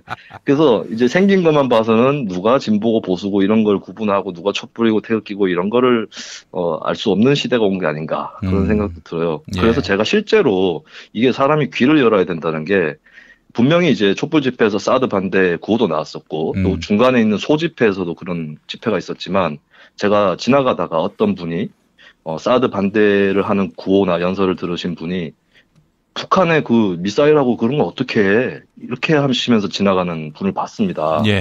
그러니까 촛불 시민들 중에서도 사드에 찬성하시는 분들이 계시다는 거죠. 그래서 우리가 촛불이 사드 배치를 반대하는 거였다라고 그렇게 편의적으로 생각하는 것보다 거꾸로 우리가 사드를 반대하기 위해서 박근혜부터 무너뜨리려고 했고 그래서 사드를 찬성하는 시민들까지 끌어들여서 박근혜부터 일단 무너뜨린 거다. 이렇게 판단하고 앞으로의 전략을 좀 짜야 될 것 같아요. 그리고 그 전략을 잘 짜면 대선 주자들이 아무리 찬성해도 막아낼 수도 있다. 네, 그런 생각이 들었습니다. 그래서 그 전략이 뭡니까? 뭐 제가 생각하는 건데요. 다른 분들이 생각하는 거랑 조립이 돼서 더 좋은 전략이 나올 수 있었으면 하는 바람에서 그냥 제 생각을 말씀을 좀 드리겠습니다. 예. 사드에 관해서 처음에는 전자파에 대해서 좀 얘기들이 많이 나왔었어요. 예. 근데 저는 사실 전자파에는 별로 주목을 안 했던 게 이거 잘 입증 안 된다. 예, 유해하다는 것도 입증 안 되고 무해하다는 것도 입증 안 된다. 예, 이 논란에 빠져들어가면 한도 끝도 없어진다. 예, 근데 그 성주라든가 이쪽 김천 지역의 주민분들께서 반대에 일찌감치 제대로 들어가셨기 때문에 굳이 전자파 얘기를 계속해서 증폭시키는 건 오히려 공포 마케팅 같은 것이 될 수 있다. 이런 판단이 들어서 제가 주변에도 말씀드렸는데 전자파 얘기는 뭐 어지간하면 하지 말자. 그리고 상대방이 찬성 측에서 전자파가 괜찮다라고 얘기를 할 때 그때 쳐버리자. 우리가 먼저 꺼내면 진다라는 생각을 했었고요. 예. 그리고 지금은 중국인 것 같아요. 주요 논리가. 중국의 경제 보복인 것 같은데, 저는 이번에 정말 깨달은 게 사람이 밥만 먹고 사는 동물이 아니구나라는 건 깨달았습니다. 중국에서 무역 보복을 하니까, 이거 경제적으로 정말 어려운데, 반대해야 되고, 철회해야 되는 거 아니냐, 이렇게 가는 게 아니라, 중국 쟤들 왜 저래? 뭐야? 우리 안보를 위해서 좀 배치할 수도 있는 거 아니야? 왜 저래? 이렇게 되면서 오히려 찬성 여론 쪽에 더 도움을 주는 것 같아요. 예. 어떻게 보면 합리적인 경제관이나 인간관으로 합리주의적이고 이기적인 인간이라는 그런 틀에서 보면 이해가 안 되는 건데 사람이 자기의 자존심이 다쳤다라고 생각되면 분노하는구나. 그래서 중국이 오히려 사드 찬성에 더 유리하게 판을 만들어주고 있는 예, 그런 걸 보면서 다른 논리를 좀 펴봐야겠다라고 고민을 좀 했습니다. 그래서 그냥 제가 뭐 별 수 있겠습니까?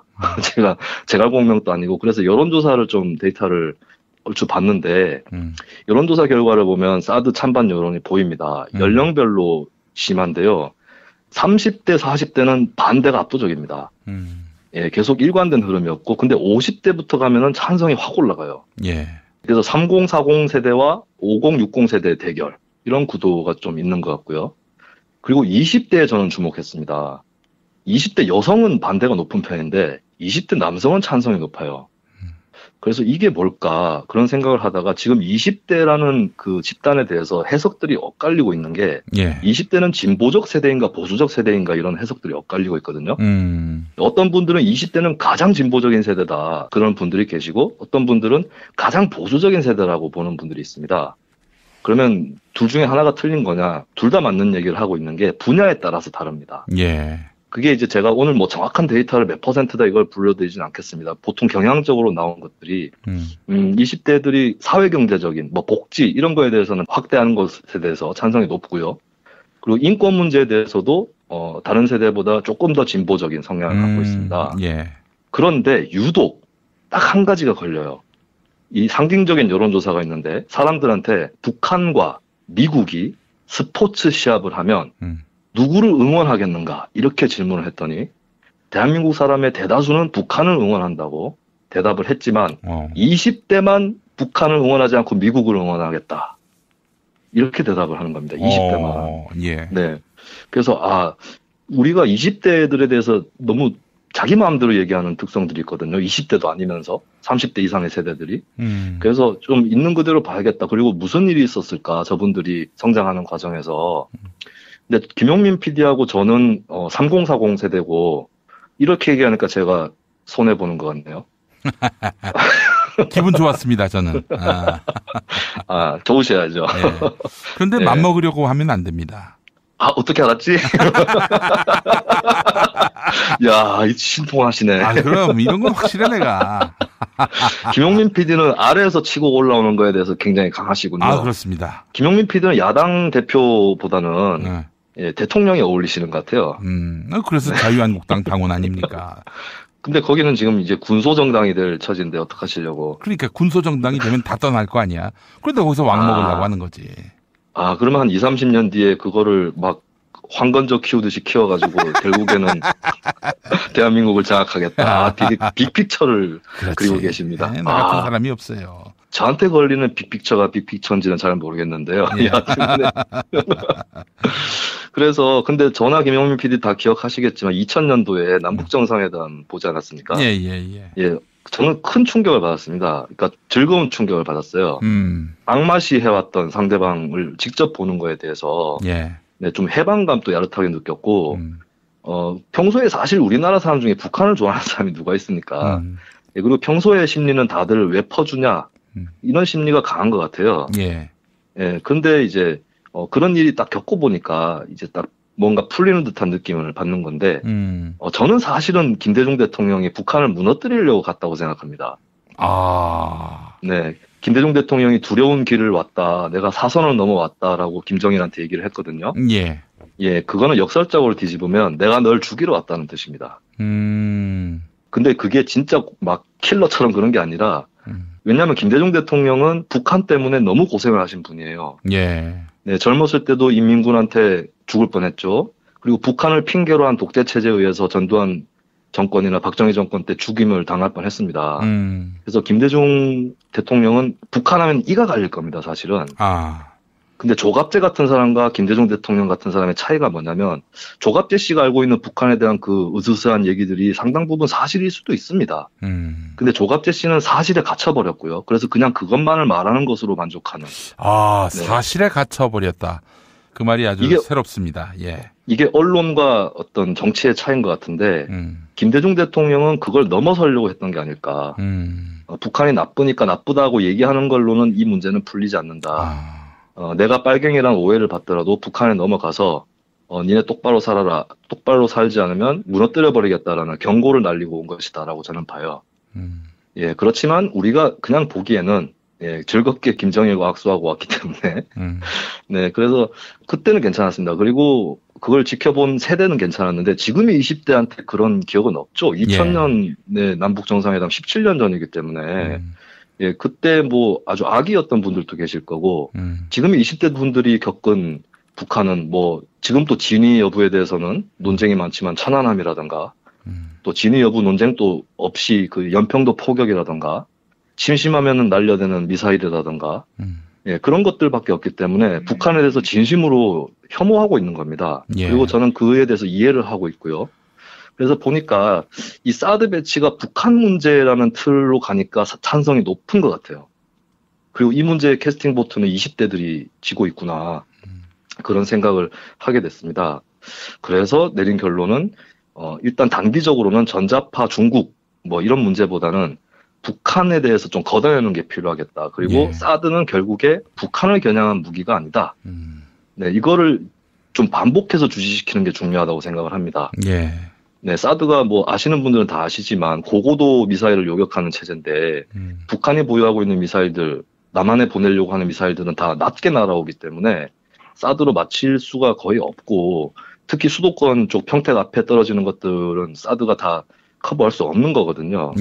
저는 분명히 뭐 이거는 누구나 생각할 수 있는 건데 성주에 사드 들어오면 앞으로 더 들어오게 될 겁니다.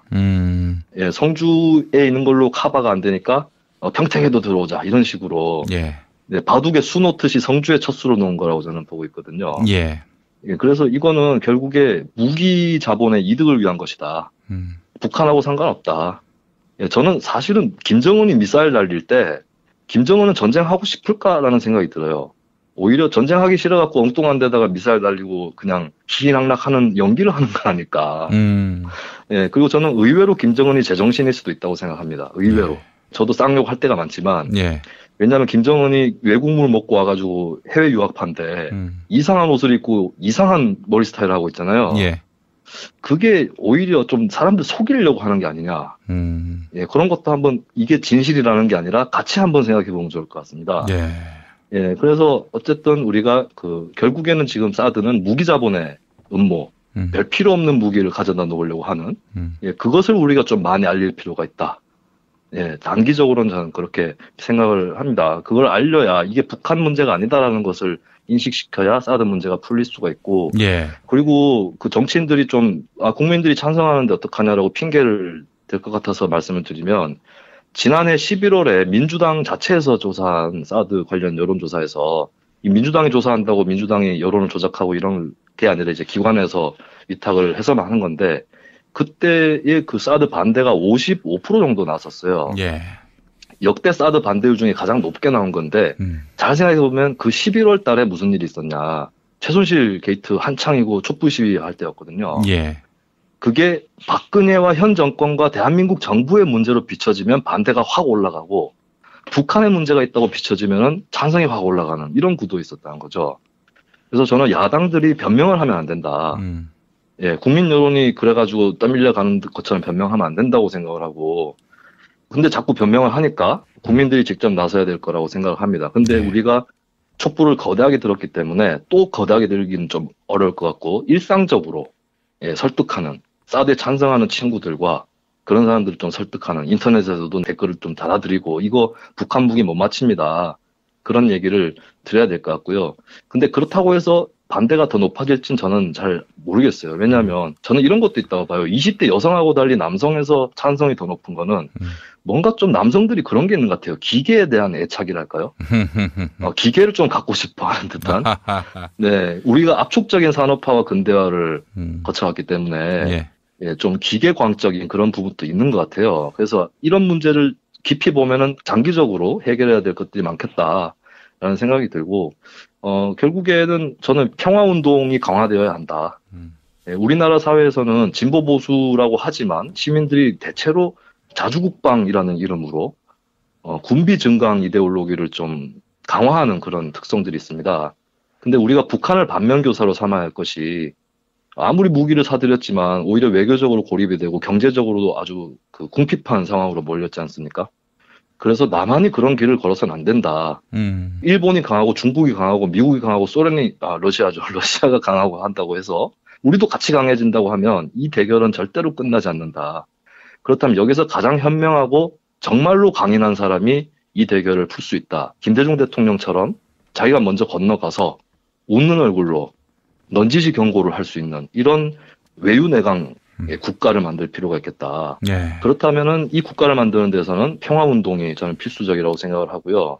우리나라가 예전에는 통일운동이 강성했었는데 통일은 사실 형식인 거고, 예, 저는 평화가 궁극적 목적이고 이제 평화를 정면으로 얘기하는.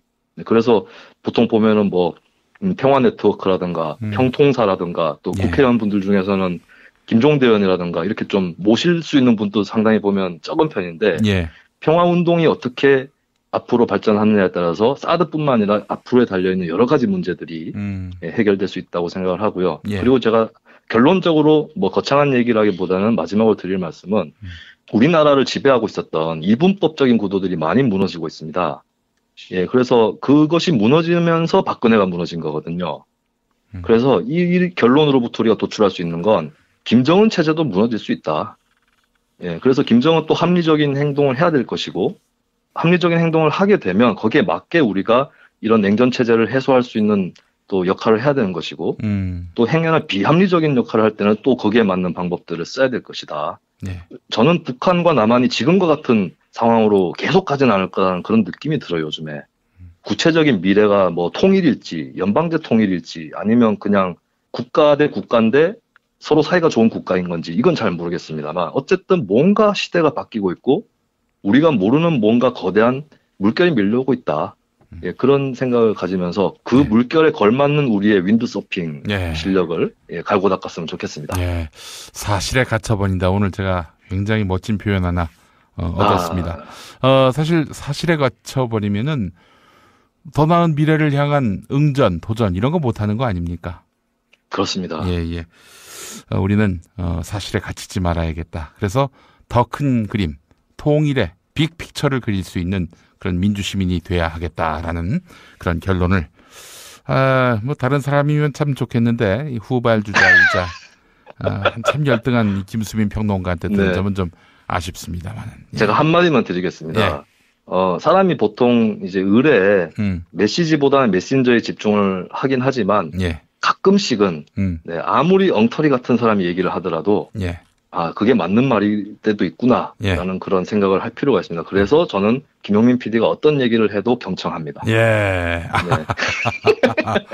오늘이 바로 그런 경우였군요, 저한테. 예, 알겠습니다. 서로 깔보고 있습니다. 예. 네. 자, 김수민 평론가님, 오늘 말씀 잘 들었습니다.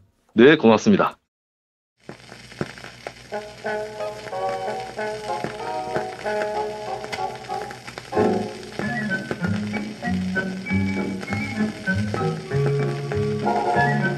김용민의 축구박스입니다. 대선 국면이 다가오면서 대권 주자들의 취향도 덩달아 관심사가 되고 있습니다. 저는 대권 주자들의 애창곡을 주목하는데요. 좋아하는 노래의 가사에 가치관과 철학이 담겨 있다고 보기 때문입니다. 오늘은 안철수 국민의당 후보의 노래입니다. 작년 여름 노원구민 노래자랑에 참석했던 서울 노원병 국회의원 안철수 의원의 노래는 해바라기가 불렀던 사랑으로입니다. 들어보실까요?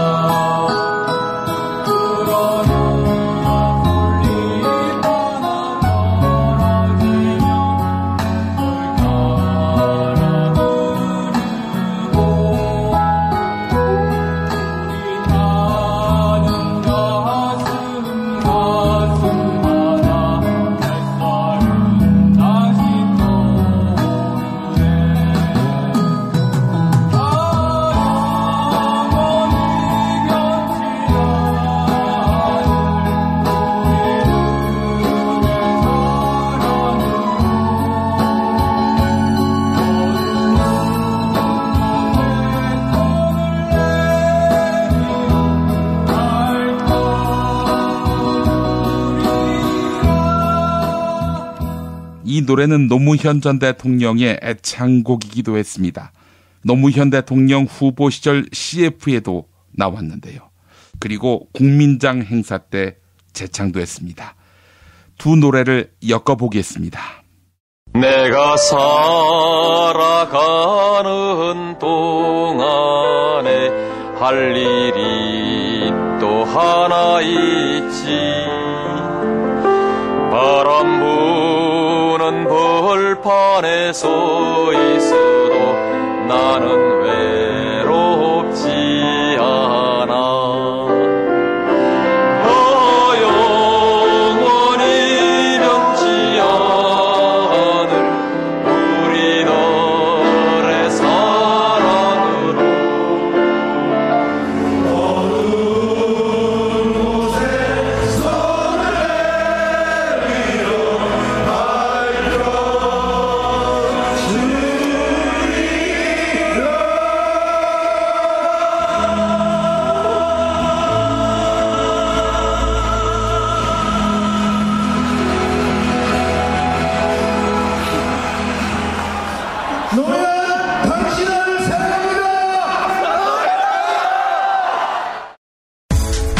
운전자를 위한 꿀팁 7,000원 운전자 보험 카페. 알고 계세요? 교통사고가 나면 형사합의금, 벌금, 변호사 비용 이거 자동차 보험에서는 보장 못해요. 운전자 상해까지도 책임져드리는 7,000원 운전자 보험 카페. 버스, 택시, 트럭 등 영업용 차량 운전자를 위한 12,500원 운전자 보험 카페도 있습니다. 실손, 부모님 건강, 자녀 보험도 안내해드립니다. 02849-9730 연중무휴라 언제든 02849-9730. 6살 하늘이 밥을 잘 안 먹어요.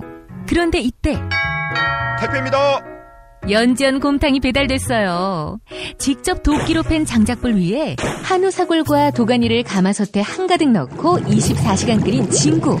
연지연곰탕이 하늘이 입에 들어가는 순간 맛있다. 엄마 한 그릇 더 주세요. 조미료 같은 첨가물이 전혀 들어가지 않아 엄마의 기쁨은 더하답니다. 7팩 이상 무료 배송합니다. 주문 전화는 010-7252-1114 010-7252-1114. 오늘을 읽는 책, 문학평론가인 국민대학교 국문학과 정선태 교수와 함께합니다.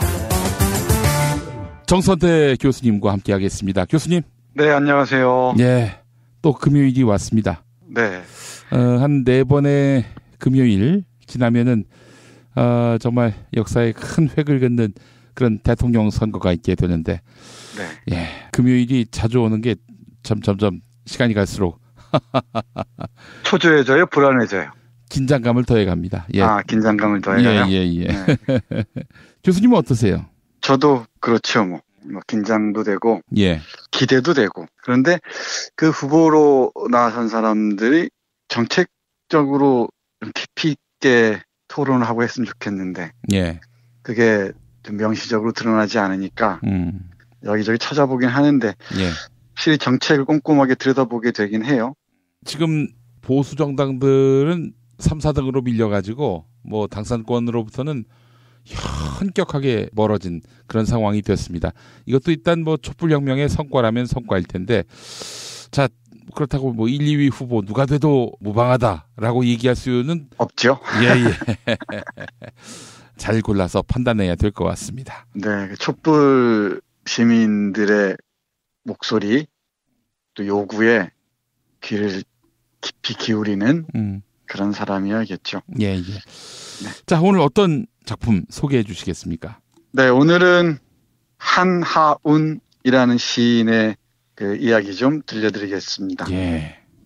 아시는 분들도 꽤 있으실 줄 아는데, 시인 한하운은 보리필이라는 시집으로 유명해요.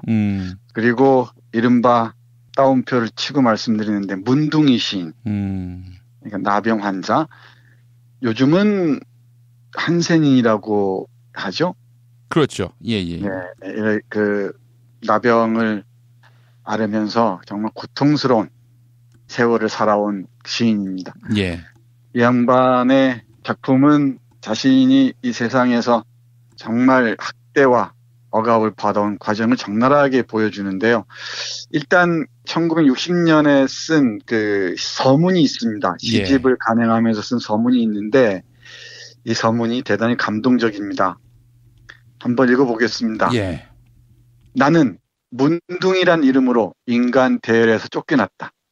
그리고 인간 폐업을 당하고 있다. 끝내는 인간된 자랑마저 포기하지 않을 수 없다. 인간의 존엄성이란 벌써 휴지 같은 것이 되고 생존마저 위협을 받고 있다. 우리에게는 법이란 것이 없다. 의지할 곳도 없다. 헐벗고 있다. 굶주림에 있다. 병마에 시달리고 있다. 그리고 갖은 학대를 받고 있다. 이래서 천작의 죄수라고 하는지 산 죽음에 있어야 한다. 이 구천에 사무칠 나위 없는 원한을 짐승같이 혼자서 울어야 했다. 햇빛이 죽고 어둠만이 밀려오는 절망 속에서도 학살마저 다가서는 피. 여기서 나는 시를 쓴다. 살기 위해서 깡통을 쥐고 거지짓으로 징글맞은 이 목숨을 이어간다. 동서남북이 없이 유리 표박의 유망의 황토길을 눈물 삼키며 걸어가며 시를 읊는 것이다. 어쩔 수 없는 이 썩어가는 목숨을 발버둥치며 불면 꺼질 것만 같은 아슬아슬한 목숨이 닿는 날까지 목숨을 건져보려고 빛을 찾아서 시를 쓴다. 시는 나에게 도이다. 눈물의 원심분리에서 남은 영혼의 에센스다. 그러니 시에 귀의하며 살지 않을 수 없다. 시도를 닦음으로써 학대와 저주에서 일어서는 인종, 자학과 자학을 넘어서는 눈물은 오히려 후련한 희열에 찬 정조 같은 밝은 길이 터져 있는 것이다. 인류사에서 볼 수 없는 문둥이의 잔악된 모습에서 눈물을 뿌리치며 눈물로 영혼의 시를 쓴다. 네, 이렇게 이어지는 서문의 한 부분입니다. 예, 좀 어렵습니다. 좀 어려운가요? 예, 예. 그렇게 많이 어렵진 않은데. 유리포박이란 말이 중간에 하나 나온 것 같은데. 아, 유리표박. 표박입니까? 네, 예. 표박. 예. 여기저기 흩어져서 떠돈다는 뜻이죠. 예. 유망도 흩어져서 정처 없이 흘러다닌다는 얘기고요. 예, 예. 그리고 앞에 나오는 천작이란 말은 하늘이 만든 뭐 죄수라고 읽으면 될 것 같고요. 예. 그렇게 어렵지 않습니다. 한자가 좀 있어서 그런데, 네. 식민지 시대에 태어나서 이런 한자에 좀 익숙하신 모양입니다. 인간 폐업을 하고 살아야 하는, 생존권마저 박탈당하고 굶주리고 병마에 시달리면서 천대를 받아야 했던 그 시인의 아픈 사연이 오롯합니다. 이런 그 고통스러운 삶을 견디게 해준 힘이 바로 시도였다고 얘기를 합니다. 시를 씀으로써 그 원한과 저주들을 이겨낼 수 있었다고 얘기를 해요. 예. 혹시 우리 김PD 소록도 잘 아시죠? 알죠. 예. 한센인들이 많이 계신 곳이죠. 네, 맞습니다. 그 식민지 시대부터 일본 제국주의가 소록도의 한센인들을 격리하면서 온갖 탄압과 못된 짓을 많이 했죠. 이른바 뭐 거세 수술부터 시작해서 정말 인간의 입에 담지 못할 일들을 많이 했습니다. 예. 그리고 60년대 박정희 정권 때는 오마도 간척이라고 해서 바다를 메우는 일에 이 한센인들을 동원해서 어마어마한 노동력을 착취하고 뭐 이랬던 일도 있죠. 조선가 이청준의 당신들의 천국이 그 반석지 사업을 배경으로 한 작품입니다. 예. 그러니까 우리 이른바 정상인이라고 하는 사람들, 그러니까 비장애인이라 하는 사람들이죠. 이런 사람들이 고통받는 사람들, 어디 한센인 뿐이겠습니까? 수많은 그 장애인들에게 가한 이 편견의 시선들이 그 사람들 얼마나 고통스럽게 했는지, 예. 얼마나 힘겹게 했는지를 잘 알 수 있는 게 바로 한센인의 역사입니다. 예. 한번 한두 편의 시를 보겠습니다. 저는 하나원 시 전집을 지금 참고하고 있는데요. 예. 여기 보면은 나는 문둥이가 아니올시다라는 시가 있습니다. 먼저 읽어보겠습니다. 아버지가 문둥이 올시다. 어머니가 문둥이 올시다. 나는 문둥이 새끼 올시다. 그러나 정말은 문둥이가 아니올시다. 하늘과 땅 사이에 꽃과 나비가 해와 별을 속인 사랑이 목숨이 된 것이 올시다. 세상은 이 목숨을 서러워서 사람인 나를 문둥이라 부릅니다. 호적도 없이 되씹고 되씹어도 알 수는 없어. 성한 사람이 되려고 애써도 될 수는 없어. 어처구니 없는 사람이 올시다. 나는 문둥이가 아니올시다. 나는 정말로 문둥이가 아닌 성한 사람이 올시다. 네, 이렇게 끝나는데요. 이런 고통스러운 질병을 안고 살지만은 인간이 아닐 리가 만무하죠. 예. 문둥이가 아니올시다라는 몇 번에 걸친 강조들. 그럼에도 세상 사람들은 자신을 문둥이라 부르며 온갖 못된 짓을 다 하죠. 예. 그러니까 여기에서 고통받는 소수자들의 외침을 고스란히 들을 수 있을 것 같습니다. 예. 그리고 또 하나 우리 하나훈 선생의 시 중에 아주 유명한 게 전라도 가는 길이라는 시입니다. 이 분이 환경남도 함주 출생입니다. 해방 직후에 월남에서 곳곳을 떠돌아다니다가 조선 팔도 이곳저곳을 유랑하다가 소록도로 가는데요. 예. 그러면서 이 한센인을 구원하기 위한 운동을 하고요. 예. 또 가열찬 투쟁을 전개하기도 하고 그럽니다.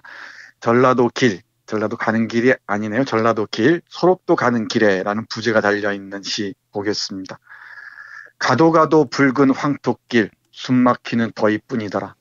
낯선 친구 만나면 우리들 문둥이끼리 반갑다. 천안 삼거리를 지나도 수세미 같은 해는 서산에 남는데 가도 가도 붉은 황토길, 숨막히는 더위 속으로 떨름거리며 가는 길. 신을 벗으면 버드나무 밑에서 직가다비를 벗으면 발가락이 또 한 개 없다. 앞으로 남은 두 개의 발가락이 찾을 때까지 가도 가도 천리, 먼 전라도 길. 네, 이렇게 마무리됩니다. 예.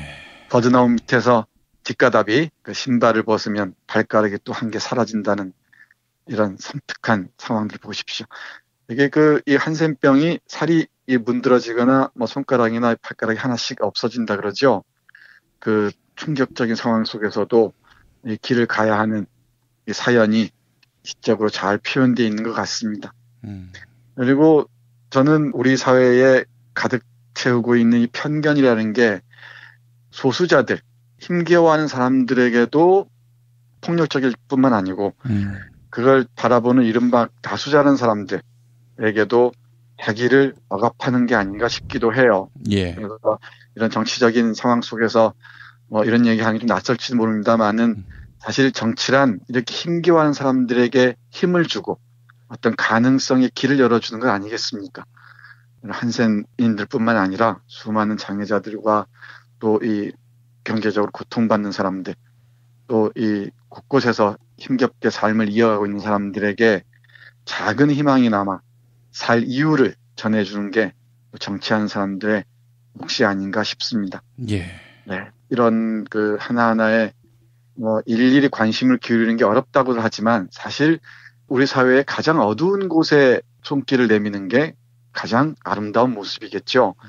그러니까 이 정치공학에 의해서 뭐 사드 배치에 반대한다 그랬다가 당장 찬성한다고 하거나 세월호가 이제 인양됐다는 이유로 거기에 이제 코빼기도 안 내민다거나 이런 식으로는 곤란하죠. 예. 어떤 사람은 그러던데 미수습자 9명을 위해서 그렇게 어마어마한 돈을 쏟아부어야 되느냐 이런 말도 안 되는 소리들을 하는데 하나의 생명의 고귀함을 아는 사람이 우리 사회의 고귀함을 열어나가는 그런 심성을 가진 사람이 아닐까 싶네요.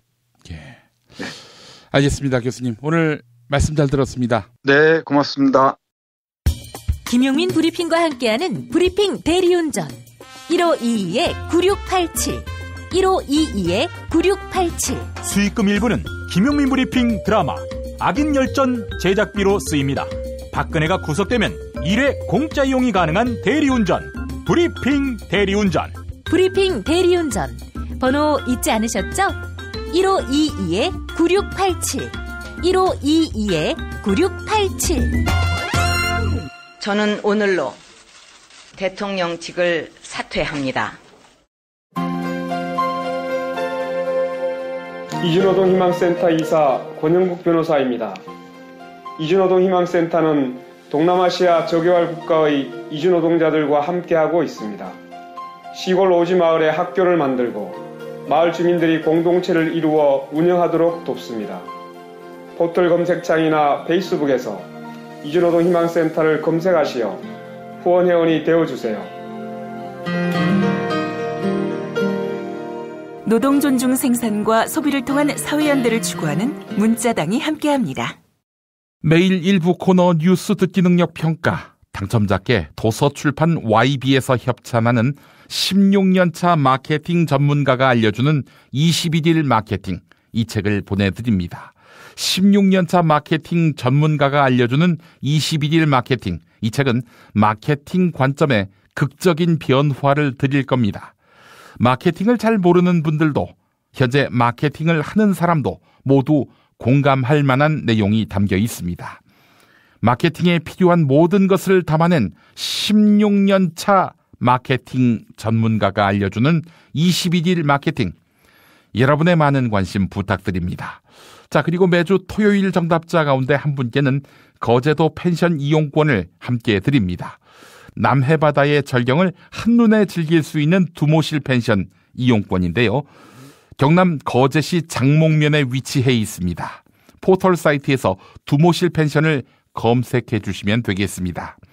토요일 정답자 가운데 다른 한 분께는 남양주에 위치한 독채 무인 펜션 머문빌리지 이용권을 격주로 드립니다. 대지 2,000평과 건물 2동을 오직 한 팀의 고객에게만 서비스하는 펜션인데요. 카페, 바베큐장, 영화, 음향시설 등이 준비되어 있습니다. 포털 사이트에서 머문빌리지를 찾아주시면 감사하겠습니다. 어제 뉴스 듣기 능력 평가는 보기 가운데 한자 사사로울 사를 쓰는 그런 단어를 맞히는 거였지요. 홍준표 자유당 대선 후보가 광주 5.18 묘지 방명록에 멸사봉공의 사를 죽을 사자로 쓰지 않았습니까? 사사로울 사자를 써야 하는데, 자, 정답은 사견이었습니다. 소탐대시님, 네, 정답 맞히셨고요. 에디순님, 경남 진주에서 조그마한 공방을 하고 있습니다. 주변에 문 닫는 가게들이 많습니다. 세상이 달라지면 좋아지겠지요. 라고 해주셨습니다. 응원합니다. 자, 이번에는 어제 문안토론 퀴즈 당첨자입니다. 당첨자에게는 세상에서 가장 맛있는 김치, 이담채 김치 보내드립니다. 어제 문안토론 퀴즈는 최순실이 새로 이감된 구치소, 거기가 어딘지 맞히는 거였지요. 정답은 남부구치소였습니다. 정답자 빨비님, 팟케의 엄마인 저를 항상 응원한다고 하셨습니다. 당신의 한수님, 박근혜에게 법의 엄중한 심판이 있기를 기대합니다라고 해주셨습니다. 자, 마지막 순서지요. 개그의 전당 헌재. 오늘은 탄핵 심판 대통령 측 변호인단 가운데 그 유명한 서석구 변호사가 무엇 모르고 증인들한테 큰 소리를 치는가 하면 무리한 질문을 이어가다가 빈축을 사는 현장으로 가보겠습니다. 최순실이 더 블루K의 소유주고 권력형 비리를 저질렀다라고 주장한 조성민 전 더 블루K 대표에게 청와대의 영향력이 실제 있었다면 더 블루K가 수익을 창출했어야 하는데 왜 수익이 지지부진했느냐라고 서석구 변호사가 따져 물었습니다. 생긴 지 얼마 안 된 업체에 대해서 왜 돈을 못 벌었냐 이렇게 타박한 것입니다. 같은 질문을 K스포츠재단 박헌영 부장에게도 했는데요. 네, 둘은 똑같은 답변을 했습니다. 서석구 변호사, 당신 사업해봤나? 네, 이 말입니다. 현장으로 가보겠습니다. 증인 WK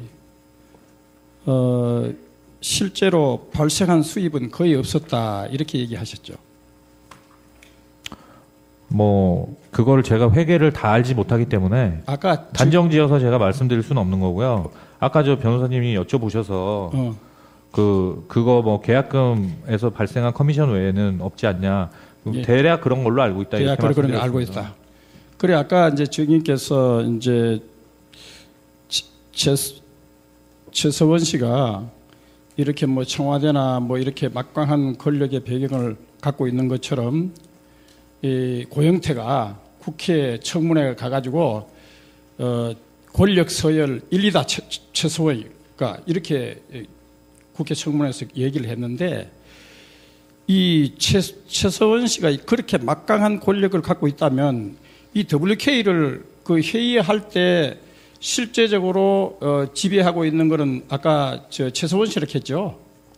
그렇죠. 네. 예. 그런데 이렇게 WK가 이렇게 장기간 동안 수익이 거의 없는 것은 이것은 그런 권한이 무슨 청와대나 이런 막강한 배경이나 있다 하는 것이 이거하고 전혀 모순되는 얘기인데. 전혀 모순된다고 생각하시나요? 그런 거 아니에요. 만약에 그러면 WK 같은 만약에 권력에 엄청난 그게 있는 것 같으면 네. 용역이라든가 이런 것이 수주가 계속돼 가지고 잘 될 건데. 그러니까 GKL이나 포스코 같은 데서 그러면 그런 말도 안 되는 일들을 어떻게 받았다고 생각하십니까? 아니, WK가 자본금 1억짜리 작은 회사고 자주했다 했잖아요. 직원이 한 명뿐이 없는데 그런 회사에서 어떻게 GKL이나 포스코 같은 공기업에서 그런 말도 안 되는 용역을 받았겠습니까? 그러면 그런데 WK 목적이 뭡니까, 그러면? 거기서 나오는 수익 20-30%는 다 K스포츠 재단에 주기로 했지 않습니까? 만들어진 게 1월이고요. WK가 만들어진 게 1월이고, 지금 이런 사태가 터져나오기 시작한 게 불과 6개월 있다가 이런 일이 일어난 겁니다. 폭로가 시작된 겁니다. 그래도. 6개월 만에 그러면은 수억을 벌어야지 그 말이 성립이 된다, 이렇게 주장하시는 건가요? 실제로 운영비도 안 나왔잖아요. 당연히 시간이 지나면 운영이 곤란한 정도로 이렇게 사무실 운영이 곤란했지 않습니까? 당연히 시간이 지나면 그런 공기업들에서 계속해서 그런 용역들을 받고 K스포츠 재단의 어떤 연구 용역을 받고 이런 식으로 계속 진행이 됐다면 당연히 수억 이상을 벌었을 겁니다. 내 얘기는 권력 서역 1위라고 고영태가 얘기했는데 그런 것 같으면 이거하고는 전혀 사례에 맞지 않다는 이 얘기를 묻는 거예요. 네. 증인의 재임 중에 수익이 하나도 안 났잖아요. 그렇잖아요.